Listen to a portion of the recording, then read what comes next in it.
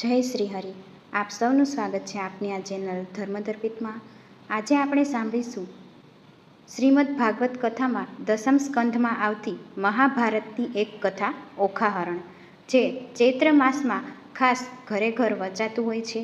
ભગવાન શ્રી કૃષ્ણ અને બાણાસુરના યુદ્ધની અને ભગવાન શ્રી કૃષ્ણના પુત્ર પ્રદ્યુમનજીના પુત્ર અનિરુદ્ધ અને ઓખા એટલે કે ઉષા, ઓખાનું નામ જ ઉષા છે, એની કથા ચૈત્ર માસમાં સાંભળવાથી કોઈ રોગ દ્વેષ રહેતા નથી અને સૌભાગ્યવતી સ્ત્રીનું સૌભાગ્ય અખંડ રહે છે.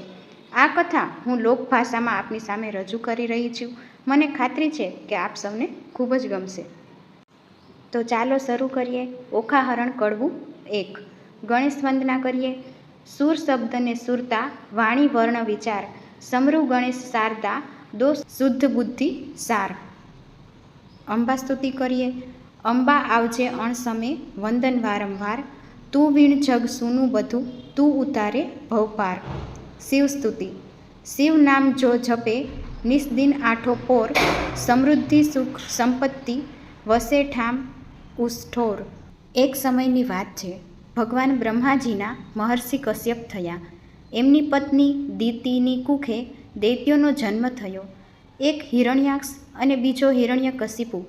હિરણ્યાક્ષ પૃથ્વીને પાતાળમાં લઈ ગયો હતો, એટલે ભગવાન વિષ્ણુએ વરાહ અવતાર ધારણ કરી પાતાળમાં જઈ હિરણ્યાક્ષનો વધ કરી પોતાની દાતુડીઓમાં પૃથ્વીને ભરાવી જળમાંથી બહાર લઈ આવ્યા. હિરણ્યાક્ષના વધથી હિરણ્યકશિપુ ભગવાન વિષ્ણુને દુશ્મન માનવા લાગ્યો. એણે બ્રહ્માજીનું તપ આદર્યું. ઘોર તપશ્ચર્યાના અંતે બ્રહ્માજી પ્રસન્ન થયા અને વર માગવા કહ્યું, ભગવાન, મને અમર બનવાનું વરદાન આપો, મારું મૃત્યુ જ ન થાય. વત્સ, જે જન્મ ધારણ કરે છે એને મૃત્યુ તો પામવું જ પડે છે, એ સિવાય જે જોઈએ તે માગી લે. તો પ્રભુ, હું દિવસે ન મરું કે રાત્રે ન મરું, ઉપર ન મરું કે નીચે ન મરું, અંદર ન મરું બહાર ન મરું, અસ્ત્રથી ન મરું શસ્ત્રથી ન મરું, લોઢાથી ન મરું લાકડાથી ન મરું, નરથી ન મરું નારીથી ન મરું, પશુથી ન મરું પક્ષીથી ન મરું, કીટથી ન મરું કીટાણુથી ન મરું, લીલાથી ન મરું સૂકાથી ન મરું. બ્રહ્માજીએ તથાસ્તુ કીધું અને અદૃશ્ય થઈ ગયા. હિરણ્યકશિપુ અને પત્ની કયાધુને ત્યાં પ્રહલાદ નામે ભક્ત પુત્ર થયો. એને બચાવવા ભગવાન ઋષિ ભગવાન તરીકે થાંભલામાંથી પ્રગટ થયા અને હિરણ્યકશિપુની બધી શરતોનું પાલન કરતા પોતે મુખ સિંહનું, શરીર પુરુષનું, પંજા બાજના એવું વિકરાળ રૂપ લઈ ઉપર નહીં નીચે નહીં ઘોડામાં લીધો, અંદર નહીં બહાર નહીં ઉમરા વચ્ચે લીધો, રાત નહીં દિવસ નહીં સંધ્યાનો સમય લીધો, અસ્ત્ર નહીં શસ્ત્ર નહીં નખથી ચીરી નાખ્યો. આ પ્રહલાદજી કે જેના પુત્ર વિરોચન થયા અને એના પુત્ર મહારાજા બલિરાજ થયા, એમણે સ્વર્ગ ઉપર વિજય મેળવવા ગુરુ શુક્રાચાર્ય પાસે એક યજ્ઞનો પ્રારંભ કર્યો. જો યજ્ઞ પૂરો થઈ જાય તો બલિરાજા અજય અને અમર થઈ જાય અને સ્વર્ગ ઉપર વિજય પ્રાપ્ત કરી લે. એટલા એના માટે ભગવાને વામન અવતાર ધારણ કર્યો. બટુક સ્વરૂપ માટે માથે છત્ર અને હાથમાં દંડ લઈ બલિના યજ્ઞમાં ભિક્ષુક બનીને આવ્યા. શુક્રાચાર્ય જાણતા હતા, એમણે બલિને વાર્યા, પણ આંગણે આવેલા ભિક્ષુકને ખાલી હાથે ન જવા દેવાય. એમ કહી એમણે વામન ભગવાનને જોઈને જે જોઈએ તે માગવા કીધું. ભગવાને 3 ડગલા ભૂમિ માંગી, એમાં 2 ડગલામાં આખી ધરતી અને આકાશ માંગી લીધા. 3જું ડગલું બલિના માથે મૂકીને એને પાતાળમાં ઉતારી દીધો અને ત્યાંનું રાજ આપ્યું. આ બલિનો પુત્ર એટલે કે બાણાસુર એ ભગવાન વિષ્ણુનો દુશ્મન બની ગયો અને ભગવાન શિવની એણે ઘોર તપશ્ચર્યા કરી. ભગવાન શિવ પ્રસન્ન થયા ત્યારે મા પાર્વતીએ ભગવાન શિવને ઘણું સમજાવ્યું કે આ દૈત્ય છે, આને કોઈ વરદાન ન આપતા.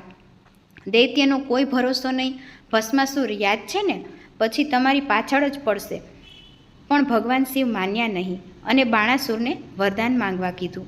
મહાદેવ, આપ પ્રસન્ન થયા છો તો મને 1000 ભુજાઓ આપો અને એક ભુજામાં 1000 હાથીવાળું બળ આપો.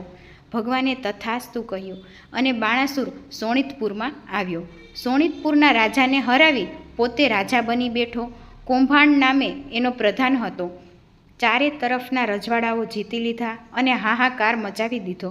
એને જીતી શકે એવું કોઈ હતું નહીં. એની ભૂજાઓમાં બળ માતું નહોતું. કા વઢવાળો આપ. એવું થયું. હવે આ બાજુ ભગવાન શિવ કૈલાસમાં પાર્વતી સાથે બેઠા છે. ત્યારે ભગવાન શિવે તપ કરવા જવાનું કીધું. દેવી, હવે મારે તપ કરવા જવું છે, માટે મને રજા આપો. ભોળાનાથ, આ તપ કરવા જાઓ પછી હું એકલી આમને આમ કેમ રહી શકીશ? દેવી, આનો ઉપાય છે. આપ મારા ગયા પછી યોગ બળે પુત્ર પેદા કરજો અને એથી આપનું એકલવાયું નહીં લાગે. આમ ભોળાનાથ પાર્વતીજીને સમજાવીને તપ કરવા ચાલ્યા ગયા. ઘણો સમય વીત્યો પછી મા પાર્વતીએ પોતાના ડાબા અંગનો મેલ ઉતારી એમાંથી એક પુત્રનું સર્જન કર્યું. મોટું શરીર, મોટી ફાંદ, નાના નાના પગ ને સુંદર મુખ. એક પુત્ર ઉત્પન્ન કર્યો. પછી એને કોઈને સથવારો જોઈએ એટલે જમણા અંગનો મેલ ઉતારી એક રૂપના અંબાર જેવી કન્યા ઉત્પન્ન કરી. બાળકનું નામ ગણેશ એવું રાખ્યું અને પુત્રીનું નામ ઓખા પાડ્યું. એકવાર મા પાર્વતી સ્નાન કરવા બેઠા અને બારણે બંને બાળકોને કોઈ આવે નહીં એનું ધ્યાન રાખવા માટે બેસાડ્યા. ગણપતિ હાથમાં અંકુશ અને ગદા લઈને બારણે ચોકી કરે છે અને બેન ઓખા ઢીંગલા પોતીએ રમે છે. એવે સમયે ત્યાંથી નારદજી નારાયણ કરતા પસાર થયા. એમણે બે બાળકોને પાર્વતીજીના આંગણામાં રમતા જોયા. એમણે વિચાર્યું, નારાયણ, ભોળાનાથ તો છે ને, તો આ બાળકો ક્યાંથી આવ્યા? લાવ, આમાં કંઈ યુદ્ધ જામે તો મજા આવી જાય. એમ વિચારી નારદજી વીણા વગાડતા હિમાલયમાં આવ્યા અને જ્યાં મહાદેવજીને તપ કરતા જોયા ત્યાં આવ્યા. ભગવાન શિવની સમાધિ ખોલીને નારદજીને જોયા. નારદજી બોલ્યા, નારાયણ, ભોળાનાથ, તમે તો ભોળા જ રહ્યા ને ઘર ભેળાઈ ગયું. તમે અહીં તપ કરવા આવ્યા છો ને તમારે ત્યાં તો બે છોકરા રમે છે. નારદજીએ ભોળાનાથને વિચારવા દીધા વિના ખૂબ ચડાવ્યા. મહાદેવજી ભૂલી ગયા કે પોતે જ પાર્વતીજીને પુત્ર ઉત્પન્ન કરવાનું કહીને ગયા હતા અને ક્રોધાયમાન થઈ મહાદેવજી કૈલાસમાં પધાર્યા. તો મિત્રો, આપ સૌને આ ધારાવાહિક કેવી લાગી એ અવશ્ય કોમેન્ટ કરજો, સબસ્ક્રાઈબ કરજો, ફોલો કરજો. વધુ આવતા અંકે જોઈએ. જય શ્રી હરિ.